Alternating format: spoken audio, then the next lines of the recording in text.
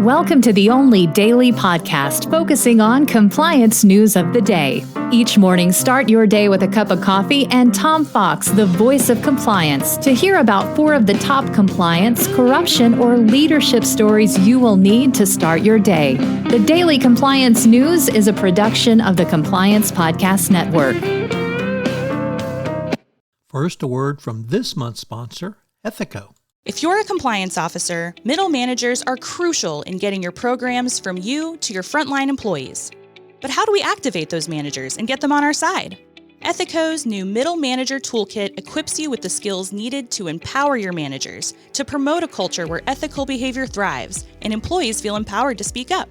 Learn how to turn frontline managers into ethical leaders with our new white paper, Empowering Middle Managers as Ethics Champions. And did I mention you can get the whole toolkit for free? Head to ethico.com to download the full toolkit today. If you're wondering about what you can do if you find yourself in an FCPA compliance action, check out the FCPA Survival Guide. It's my latest book. It's sponsored by Ethico, and in it, I take up and write the top 10 things you can do to reduce your overall fine and penalty if you find yourself in an FCPA enforcement action. So check out the FCPA Survival Guide. The Daily Compliance News for January 13, 2024, the end of Western civilization as we know it edition. Yes, all Western civilization will end according to TikTok if the Supreme Court allows the ban to go in place, and TikTok has to follow the law. So I've always wondered when Western civilization would end. Well, according to TikTok, it's coming soon because, TikTok got a lot of power. Yeah. Okay. And that story came to us from Reuters.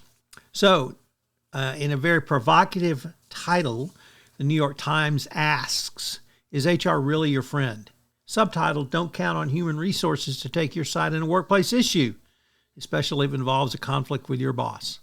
So that is pretty direct, and it came from a question by a reader of the New York Times, and their response was, you better find a way to empower yourself while managing expectations, and that HR professionals are not advocates for individual employees. No, good luck. And that leads us to the next story, which is one of the most inane stories I've seen in quite some time. And, that's with Donald Trump buzzing around. JPMorgan ordered all employees to return to work. Well, there was such an outcry on the internal communication line. What did JPMorgan do? It turned it off. Yes, not only can you not speak up, there's no place to. And we don't want to hear you speak up. And we're probably going to take punitive action against you if you engage in speak up. Unbelievable. Boy, don't you want to go down and work for JPMorgan? Indeed, the bank disabled comments on this article that came to us from the New York Times, the Wall Street Journal, that well-known paragon of left-wing liberalism. So yeah, JPMorgan shut down comments on its internal webpage after the bank's return to work policy was not well received. Oh well. From the Wall Street Journal Risk and Compliance Journal, Dean Seal reporting that LiquidNet has agreed to pay $5 million to settle market access data protection allegations. The electronic trading network resolved allegations it failed to protect confidential trading information and had faulty access controls around market access.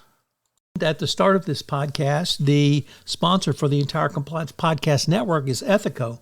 Well, Ethico has a great new offering this month for you, a toolkit for middle managers. This is something that you, as the compliance professional, can use to move your compliance program forward by giving middle managers the skills necessary to answer a call for speak up or when someone comes in their office and raises a concern. I can't think of a tool that will be more valuable for you in the current era of enforcement. The Daily Compliance News is a production of the Compliance Podcast Network and a proud member of C-Suite Radio. Thanks so much for listening. I hope you'll join me again tomorrow.